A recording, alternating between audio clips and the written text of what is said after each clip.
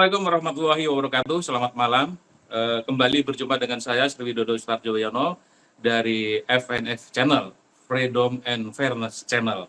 Kembali hari ini saya akan mengajak berbincang-bincang dengan teman saya, teman baik saya, Pak John Amasli. Dia kebetulan sekarang sedang ada di Indonesia. Pak John ini adalah warga negara Indonesia, diaspora Indonesia yang tinggal di Los Angeles, Amerika Serikat. Beliau adalah pegiat atau pelobi investasi asing. Beliau juga Chairman Indonesia Corporate Leadership Institute dan pengamat kepemimpinan. Pak John adalah lulusan S1 Ekonomi dari Hiram College di Ohio, Amerika Serikat, dan S2 jurusan Keuangan dan Perbankan dari Golden Gate University di San Francisco, California. Nah, selamat malam Pak John, sehat? Selamat malam, sehat, alhamdulillah. Ya, kita sudah beberapa lama ini nggak ngobrol ya. Nah, ini karena ada masalah yang agak genting ini, pemerintah Indonesia perlu masukan dari Pak John sebagai ahli ekonomi yang sudah malang melintang di Amerika Serikat. Kita ingin tahu ini Pak, ini kan kita dalam beberapa hari ini membaca juga melihat perseteruan antara Menteri Keuangan Purbaya dengan Menteri ESDM Bahlil Lahadalia, di mana persoalannya adalah tarik ulur soal kenaikan royalti tambang di Indonesia. Bagaimana Bapak melihat perseteruan ini? Perseteruan ya dianggapnya. Sangat menarik, sangat menarik. Tentu kita, kalau boleh saya disclaimer dulu bahwa kedua menteri ini mempunyai tanggung jawab masing-masing kan Pak.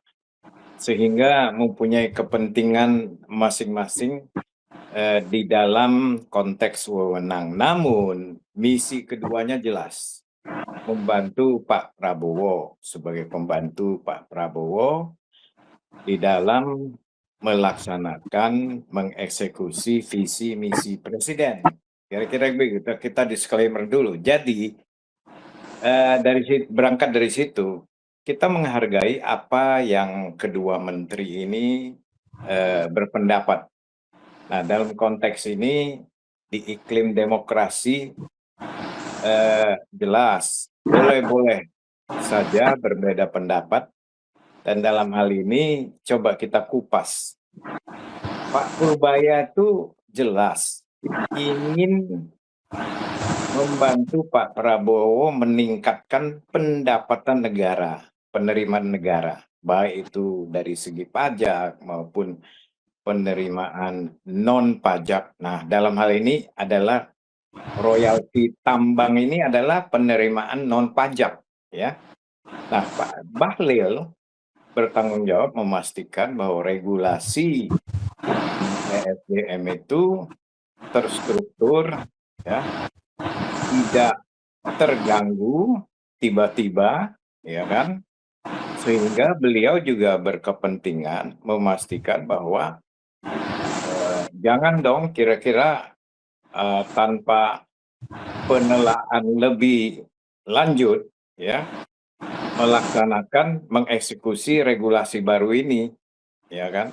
Nah, kita sudah mendengar kedua juga lagi berinteraksi, tetapi saya lebih melihat begini, bahwa kepentingan negara ini amatlah penting, ya.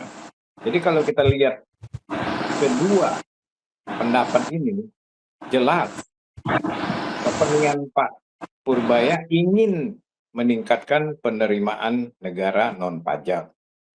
Pak Bahlil pada saat yang sama memikirkan kepentingan para pengusaha, yang kalau kita baca di medsos beberapa hari ini seakan-akan netizen banyak berpendapat seakan-akan Pak Bahlil ini membela para oligarki, yang memang de facto para penambang ini kan yang berkecimpung di bidang bisnis ini kan adalah oligarki, adalah pengusaha-pengusaha besar, ya kan?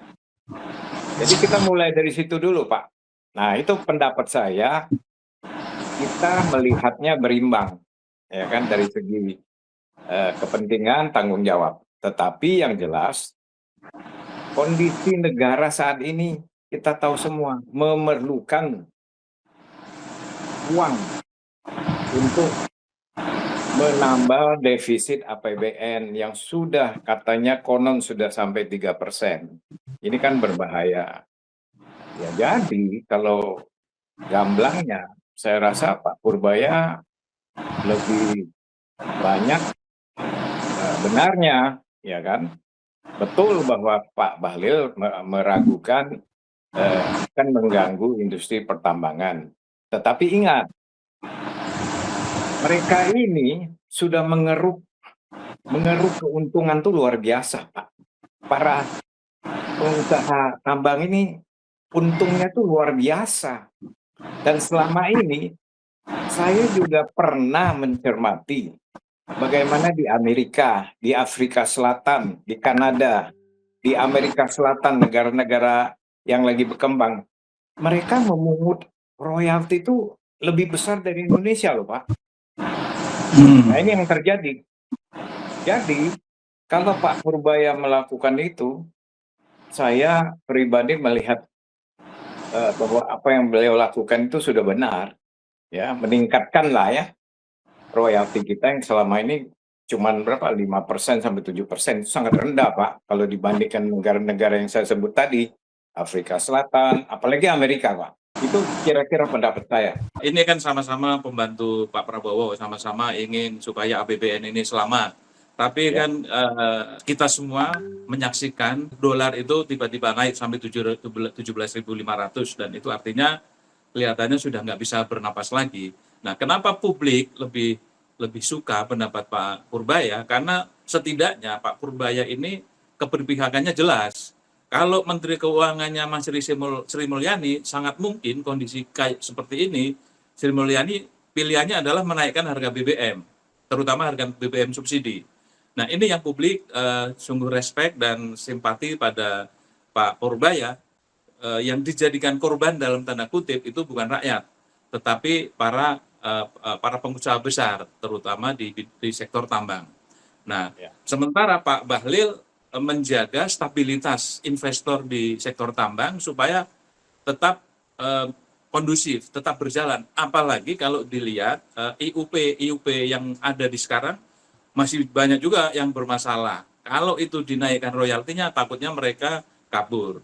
Nah, kalau kita lihat berapa sih sebenarnya royalti yang ditetapkan Indonesia, itu antara 7 sampai 17% Pak per tahun. Tergantung kandungan ininya, kandungan dari tambangnya itu, mineralnya, timah atau apanya, dan itu yang menentukan. Jadi antara 7 sampai 17. Apakah ini kategori rendah sehingga menurut Pak Menteri Keuangan harus dinaikkan ini? Kalau menurut Pak John bagaimana? Ya, saya setuju ya dengan Menteri Keuangan karena kita melihat bahwa selama ini sudah rahasia umum lah ya bahwa 95% perusahaan tambang itu tidak bangkrut dan mereka sangat-sangat untung ya. Sangat untung yang sudah beroperasi terutama. Dan mereka sudah menikmati laba yang luar biasa selama ini. Kalau saja mereka berusaha di negara lain yang saya bilang tadi, itu jauh lebih ketat, Pak. Amerika, saya kasih contoh. California, Arizona itu memberlakukan 18% ke atas untuk produk-produk tambang.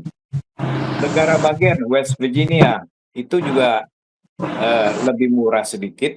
Kanada juga lebih murah sedikit, mungkin soal iklim kali ya, lapangan dan sebagainya.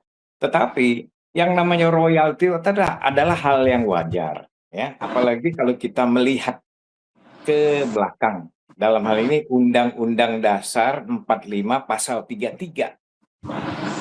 Dari situ kita harus berpikir bahwa mengapa semua tambang itu bukan menjadi bagian daripada kesejahteraan rakyat. Yang kaya itu adalah penambang-penambangnya, ya kan?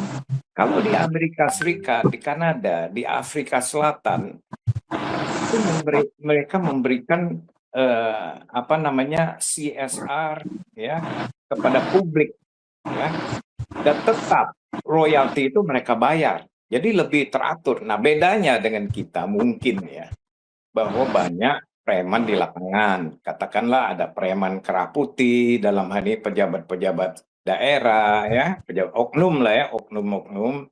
Kemudian perizinan yang harus disogok dan sebagainya ya oleh kepada oknum-oknum. Nah, kembali ini yang membuat biaya tinggi. Tetapi kembali kalau kita melihat terutama perusahaan-perusahaan tambang yang sudah go public, itu keuntungan mereka tuh luar biasa, Pak, luar biasa. Mereka sudah menikmati itu dan sudah saatnya lah kalau saya melihat bahwa mereka perlu menyadari bahwa kenaikan sedikit ya kita bantu pemerintah lah, iya kan? Paling juga yang akan dilakukan Pak Purbaya saya sudah pelajari itu tidak lebih dari 20%, nggak sampai, tidak sampai 20%. Jadi udah wajar ya, 20%, 18, 17. Katakanlah kalau mau jujur, lebih baik ambil jalan tengah. Tidak lebih dari 17%, berkisar antara 10 sampai 17%, tergantung produk tambang apa. Itu Ya, yang paling paling adil ya. Karena kita selalu perlu memikirkan kesejahteraan rakyat. Hak mereka ini yang pasal 33 ini selama ini diperkosa habis oleh para penambang. Sorry ya, sorry. Saya mungkin tidak mempunyai ada kata-kata yang lebih baik. Ya mereka mungkin belum begitu menyadari bahwa menurut Undang-Undang Pasal 33 itu kita harus mengembalikan kesejahteraan ini kepada rakyat seharusnya. ya, dan itu yang menjadi tekad Pak Prabowo, mengembalikan kekayaan alam ini betul-betul untuk kemakmuran rakyat, bukan hanya Ya, slogan. Karena betul. faktanya memang selama ini slogan, Pak, dan wajib kita dukung. Oleh Ya. karena itu ketika Pak Bahlil mencoba, bukan menghambat ya, mencoba mengerem apa yang ingin dilakukan Pak Purbaya, publik kemudian bereaksi, wah ini Pak Bahlil ini menjadi bempernya oligarki, kan seperti itu. Itu yang terjadi. Ya, sekarang ini lagi beredar di medsos. Ya, Iya. citra negatif Pak Bahlil, kasihan. Ya, cuman itulah, apa boleh buat. Kalau saya bilang sih, Pak Bahlil harus bisa melobi para pengusaha itu dan meyakinkan mereka bahwa sudah saatnya lah kita memberi kembali ya kepada rakyat lah. Dalam hal ini kepada pemerintah yang sangat membutuhkan dana untuk menambal defisit APBN kita. Ya, Betul. Pak Bahlil harus kita suplai data-data, Pak, di negara Eropa, di Afrika, di negara-negara lain, bahwa royalti itu jauh lebih besar ketimbang Indonesia. Indonesia itu betul, 17 maksimal, dan banyak betul. yang 7%. Sebetulnya ada lagi yang masih bisa dilakukan, Pak. Ini kan, ketidakjujuran pengusaha tambang ini kan juga harus dibasmi, Pak. Kan jadi ingat kemarin waktu Yapto di Kalimantan itu kan kasus ketidakjujuran pelaporan penghasilan itu. Nah, kalau ini Betul. dirapikan, itu sangat mungkin Pak Purbaya akan lebih mudah mendapatkan nilai tambah lagi dalam hal pemenuhan kebutuhan anggaran di dalam negeri. Kan seperti itu. Jadi sambil menaikkan royalti, rapikan dulu nih tambang-tambang nakal. Kan seperti Betul, itu, Pak, Pak. ya? Betul sekali. Banyak sekali penambang-penambang nakal dan juga penambang legal ya yang melakukan under invoicing itu yang dikatakan oleh Pak Purbaya itu kan. Misalnya diekspor sekian, dilaporkan hanya sekian dan sebagainya. Ini trik-trik ini kan masih sangat menjadi rahasia umum. Jadi kembali saya merasa bahwa para pengusaha ini akan secara psikologis terganggu sebentar, tetapi akan merasa nyaman dan berbisnis, apalagi kalau mereka sadar mereka tuh tidak ada pilihan lain. Kalau keluar Indonesia melakukan bisnis yang sama, nggak mungkin. Kecil sekali kemungkinan mereka bisa sesukses mereka di Indonesia. Itu mereka akan sadar itu. Jadi ini hanya temporary shock ya bagi para pengusaha tambang, temporary shock. Dan kalau saya boleh saran, mereka berpikirlah positif bahwa ini adalah sumbangsi mengembalikan sesuatu kepada negara, kepada rakyat ya yang punya hak. Sebenarnya kalau menurut Undang-Undang Pasal 33 tadi kan rakyat punya hak untuk ini kan. Sekarang rakyat cuman menjadi retorika di atas kertas saja mengatakan bahwa Undang-Undang Pasal 33 itu memberikan hak kepada rakyat atas hasil sumber daya alam di Indonesia, iya kan? Ya, Jadi saya tetap melihat bahwa apa yang dilakukan oleh Pak Purbaya ini sudah benar dan harus didukung habis. Ya, para pengusaha ya, perlu menyadari, mendukunglah beliau itu. betul. Ya, Dan Pak Bahlil jangan mudah ikut larut dalam kampanyenya para pengusaha tambang. Sesungguhnya mereka bukan betul. rugi, mereka takut kehilangan rasa nyaman berinvestasi di Indonesia karena Ya, kan betul, kewajiban royaltinya kan hanya 7%. Sementara betul. di luar negeri kan di atas 20. Oh, Jadi itu sudah tinggi sekali di luar negeri. Belum kena pajak lagi. Pajak mereka tinggi sekali juga kan, Pak, di luar iya, negeri itu. Amerika coba penambang itu Freeport McMoran itu mereka mengapa sampai di Indonesia senang sekali? Karena surga bagi mereka penambang-penambang dari luar itu, ya iya. kan? Dan kenapa juga mereka senang berinvestasi di Indonesia? Kenapa betah di Indonesia? Karena ya bukan rahasia umum lagi, pejabat-pejabat Indonesia itu paling gampang disogok, paling basah Betul, Kong, paling betul, tenang Wani Piro, kan itu yang terjadi. betul, Jadi penegakan betul, hukum di sektor tambang juga harus betul-betul ditegakkan. Pak Bahlil tidak betul. semata-mata, tidak boleh semata-mata hanya mendengarkan salah satu pihak.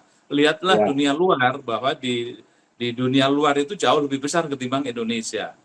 Nah, setuju. sekarang kan posisinya sedang dipending nih Pak, antara keinginan Pak Purbaya dengan Pak Bahlil ini kan posisinya saat ini sedang dipending, katanya mau dirumuskan dalam regulasi yang akan sebentar lagi dikeluarkan. Sampai tanggal berapa, sekitar 2 minggu lah kira-kira seperti itu. Nah, Hmm. Pak Purbaya kan awalnya bilang kalau ini dinaikkan royalti, Pak Purbaya mengatakan akan ada pemasukan baru sekitar 200 triliun dari Ya. menaikkan royalti itu. Kira-kira ini pantasnya berapa, Pak? Persentase royalti ini kira-kira pantasnya berapa untuk para pengusaha tambang itu?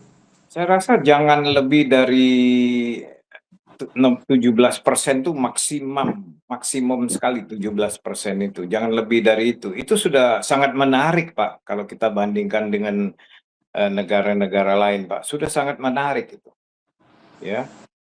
Tetapi kita juga harus menyadari juga banyaknya pungutan-pungutan liar, ya kan, sogok menyogok dan sebagainya yang Bapak katakan tadi, yang mengenai law enforcement, penertiban dan sebagainya itu memang harus kita lakukan.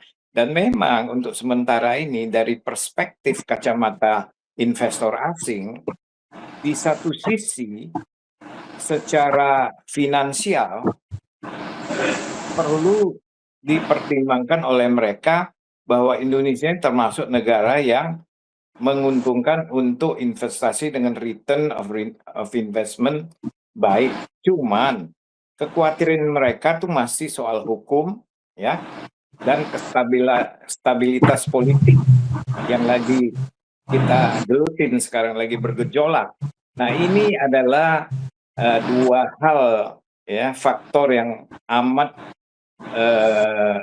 menjadi bottleneck, ya, investor asing masuk. Makanya Pak Purbaya juga punya program bottlenecking, itu juga bagus, Pak. Apa yang dilakukan Pak Purbaya itu memang banyak kritikan akhir-akhir ini dengan beliau. Cuman apa yang beliau lakukan itu saya rasa sudah bagus, itu melakukan pemutarbalikan, ya, turn around Indonesia. Beliau lakukan itu tidak bisa dalam waktu 3 bulan atau berapa 6 bulan beliau menjabat, tidak bisa secepat itu. Tetapi arahnya sudah jelas. Beliau mengarah ke sana.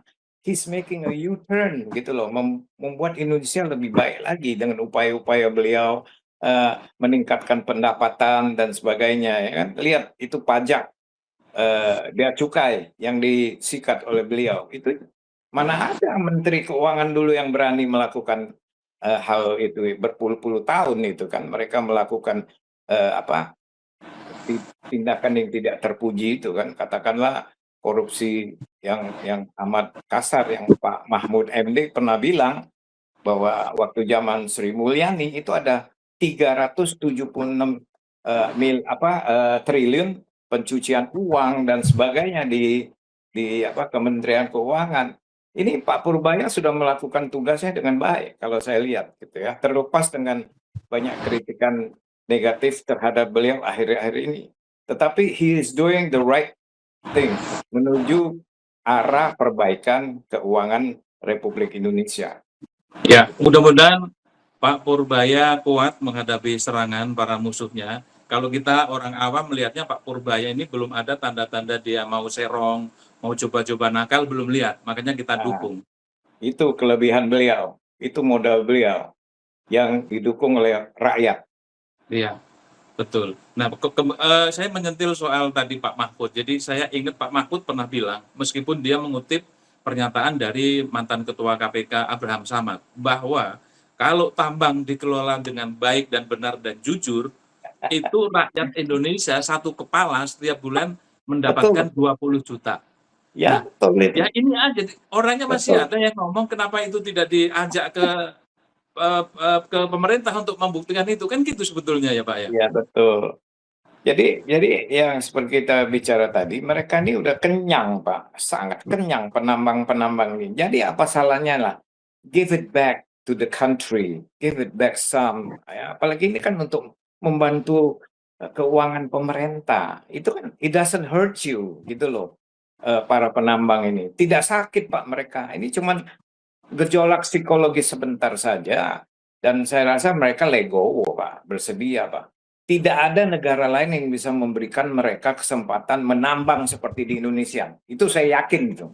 Saya sudah keliling ke baru-baru ini saya ke Vietnam, ya, ke Malaysia, apalagi Pak, ketat Pak, sangat ketat. Belum kita berbicara mengenai kerusakan lingkungan yang mereka harus tanggung jawab. Waduh, kalau di Amerika tidak ada ampun Pak, ditutup Pak tambangnya. Di Afrika Selatan juga begitu, di Kanada apalagi. Nah, kita apa yang terjadi selama ini? Kerusakan lingkungan yang dibuat oleh para penambang itu nggak diapa-apain. Enak Pak, enak. Makanya mereka tuh harus bersyukur. Bersyukurlah mereka bisa menambang di Indonesia. Pak, Kira-kira itu sebagai pendapat saya Pak. ya, sebagai penutup Pak, ini kan Ya, sedang berproses supaya kenaikan royalti ini tidak membuat mereka kabur, tetapi juga Purbaya merasa terbantu, ada pemasukan baru untuk APBN. Apa pesan untuk para penambang, Pak? ya itu yang saya bilang tadi. Kalau saja mereka sadar bahwa banyak utang-utang moral ya dan juga materi yang mereka harus bayar kepada Republik ini, kerusakan alam tadi Pak, kerusakan alam. Lihat aja di kerusakan apa alam di Pulau Bangka Pak, di Hmm. Sumatera Selatan, Pulau Bangka. Itu berapa ratus triliun kalau harus diperbaiki. Kalau di Amerika Pak, perusahaan itu ditutup Pak, bukan hanya didenda, dihukum malah. Nah, terus keuntungan yang mereka raih selama ini, mereka nikmati itu luar biasa Pak, luar biasa. Ya, walaupun mereka sudah bayar pajak, sudah bayar royalti, tetapi royalti yang mereka bayar selama ini dibandingkan dengan negara-negara lain itu jauh lebih besar di negara lain Pak. Gitu kira-kira. Mohon kesadaran para pelaku bisnis tambang ini bahwa kalau saja Anda lakukan ini di negara lain, Anda itu akan dituntut untuk kerusakan lingkungan yang terbesar itu. Kerusakan lingkungan itu adalah faktor yang paling dijunjung di negara-negara lain. Sedangkan kita di sini mereka enak, udah menggali tambang, dibiarkan begitu saja, ditutup juga enggak. Lihat aja Pulau Bangka itu yang saya bilang tadi. Jadi kalau di luar negeri nggak ada kompromi sama sekali Tidak ada, berkaitan Pak. dengan kerusakan lingkungan. Waduh, Sementara Pak. di sini sangat permisif ya terhadap kerusakan Betul. itu. Pemerintah kita belum nyampe ke sana. Kayaknya Menteri Lingkungan Hidup. Ini ada teman saya namanya Jumhur Hidayat itu. Ah, Sadar nggak sadar, beliau perlu memikirkan melakukan kunjungan ke Amerika atau Kanada melihat bagaimana penambang-penambang itu harus bertanggung jawab atas kerusakan lingkungan. penambang timah misalnya, penambang batu bara itu harus tutup kembali kalau di Amerika atau di Kanada itu. Misalnya West Virginia itu pusat penambangan batu bara di Amerika. Itu rapi sekali, Pak, rapi sekali. Bapak kalau ke sana, itu bekas-bekas tambang batu bara itu ditutup rapi oleh mereka, Pak. Enak kita, makanya kita ini surga, Pak. Bagi para penambang tuh, pebisnis tambang itu surga kita. Tambang emas digali, udah didiemin. Jadi sadarlah kalian itu, para pengusaha tambang, you are lucky. You are lucky berbisnis di Indonesia. Baik, Kalau terima pemerintah kasih. naikin sedikit royalti, Oke. bayarlah. Ya. Terima kasih Pak John. Terima kasih. Perbincangannya malam hari ini. Mudah-mudahan Terima kasih. apa yang menjadi keputusan pemerintah tidak memberatkan rakyat. Kalaupun harus ditanggung oleh para pengusaha itu bukan satu beban, tapi ya suatu kewajaran bahwa mereka harus membayar yang sewajarnya untuk rakyat Indonesia. Ya, mengembalikan sesuatu untuk negara. Baik, selamat malam Pak John. Selamat malam. Selamat malam.